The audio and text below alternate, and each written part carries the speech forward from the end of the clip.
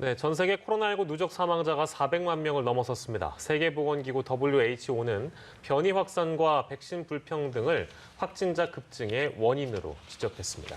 네, 중남미 카리브해에 위치한 인구 1,100만 명인 아이티에서 현직 대통령이 살해돼 국제사회가 충격에 빠졌습니다.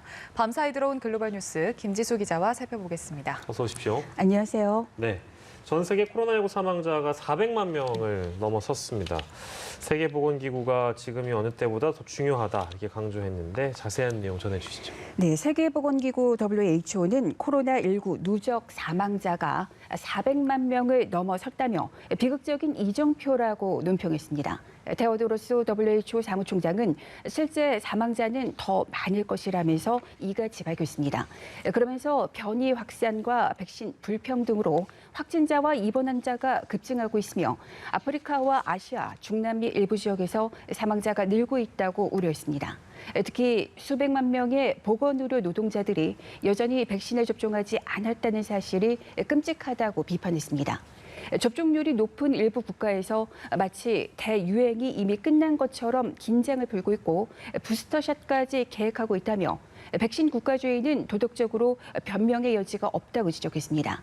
그는 변이의 확산 속도가 백신 보급을 앞지르고 있고 세계 경제가 코로나19 위기로부터 회복하는 데 위협이 되고 있다고 진단했습니다.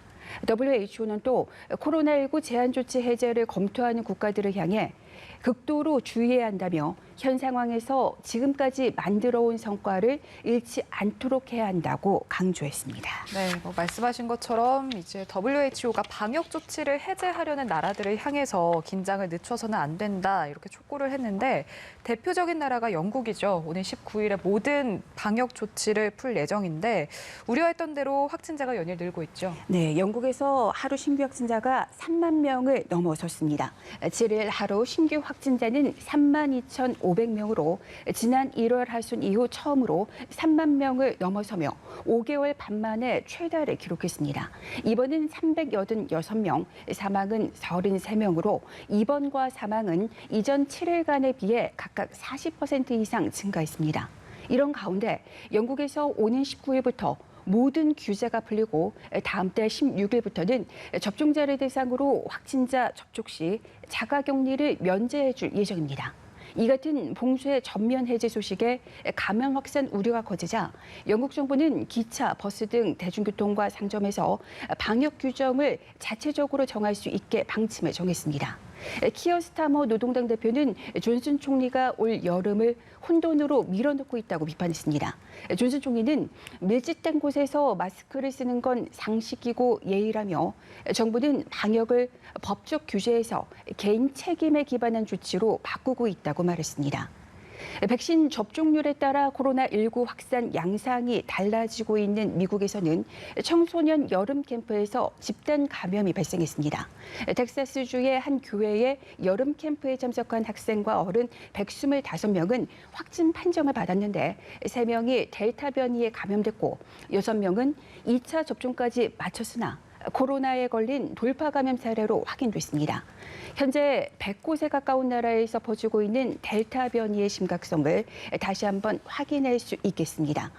델타 변이가 확산하고 있는 이스라엘에서 처음으로 델타 플러스 변이가 확인됐다고 현지 언론이 전했습니다.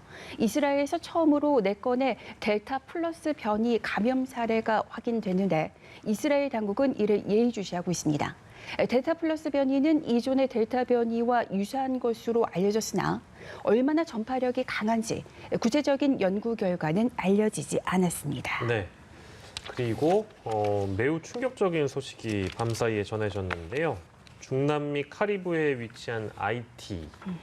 이 현직 대통령이 살해되는 일이 발생했다고요? 네, 아이티의 조브넬 모이즈 대통령이 현지 시간 7일 사저에서 괴한들의 총에 의해서 살해됐습니다. 조제프 IT 임시총리는 이날 새벽 1시쯤 수도 포르투프랭스의 모이지 대통령 사저에서 괴한들이 진입해 대통령을 총으로 살해했다고 발표했습니다. 영부인 마르틴 모이즈 여사도 총에 맞았습니다. 모이즈 여사는 미국 마이애미로 후송돼 치료받을 예정입니다. 조제프 총리는 대통령 살해 사건과 관련해 비인간적이고 야만적인 행위라고 규탄하면서 긴급 강요회의를 거쳐 IT 전역에 계엄령을 선언하고 군과 경찰에 의한 통제를 강화했습니다. 2주간의 비상사태도 선포했습니다. 국제공항도 폐쇄돼 IT를 오가는 항공편도 전면 취소됐습니다. 2017년 2월 취임한 모이즈 대통령은 바나나 수출업 등에 종사한 사업가 출신으로 바나나맨이라고 불리기도 했습니다. 임기 등을 두고 야권과 끊임없이 갈등했으며 야권의 반발 속에서도 대통령 권한을 강화하는 내용의 개헌을 추진해왔습니다. 암살 정황이나 배경은 아직 분명히 밝혀지지 않았습니다.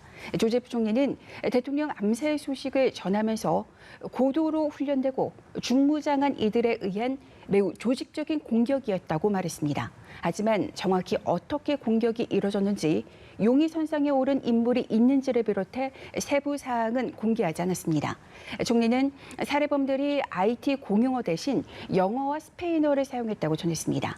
에드몽 주미 IT 대사도 잘 훈련받은 전문 외국 용병의 소행이라고 주장했습니다.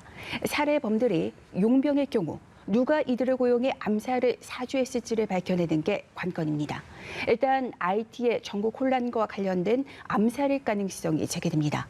미국 정부는 범행 당시 찍힌 영상에서 누군가 미국 억양의 영어로 미국 마약 단속국 작전 중이니 물러서라고 말했다는 보도와 관련해 미국과의 연관성을 부인했습니다. 네, 한 국가의 대통령 피살 소식에 국제사회도 충격이 클 것 같아요. 네, 안토니오 구테우스 유엔 사무총장은 모이즈 대통령 암살을 규탄하며 IT 국민이 단결하고 폭력을 배척해달라고 촉구했습니다.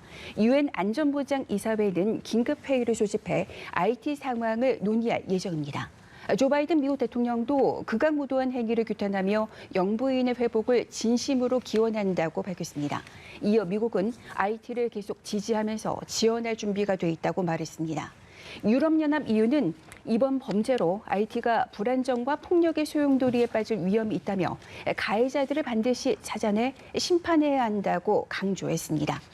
현직 대통령 피살이라는 충격적인 사건으로 IT가 어떤 나라인지 관심이 쏠립니다. 인구 1,100만 명의 IT는 빈곤율이 60%에 달하는 극빈국입니다. 2010년 대지진과 2016년 허리케인 매슈 등 대형 자연재해 여파가 이어지던 상황에서 최근 전국은 매우 혼란스러웠고 치안은 더 나빠졌습니다. 부패와 빈곤, 범죄 증가에 분노한 시위대에 대통령 퇴진 시위가 이어졌으며 야권은 모이즈 대통령의 임기가 지난 2월 이미 종료된 것이라고 주장하며 사임을 요구했습니다. 오는 9월에는 모이즈 대통령이 추진해온 개헌 국민투표와 대선, 총선이 한꺼번에 예정돼 있어 선거를 앞두고 혼란이 더욱 심각해질 것으로 예상되던 상황이었습니다. 또 치안이 나빠져 최근 몸값을 노린 무차별 납치 범죄도 급증했습니다. 이 같은 위기가 이어지던 상황에서 대통령 암살 사건까지 벌어지며 IT가 더욱 극심한 혼돈 속에 빠져들 것으로 우려됩니다. 일단 총리를 중심으로 한 내각이 대선 전까지 국정을 수행할 것으로 전해졌습니다. 네, 다양한 국제 소식들 오늘도 만나봤습니다. 글로벌 브리핑 김지수 기자와 함께했습니다. 고생하셨습니다.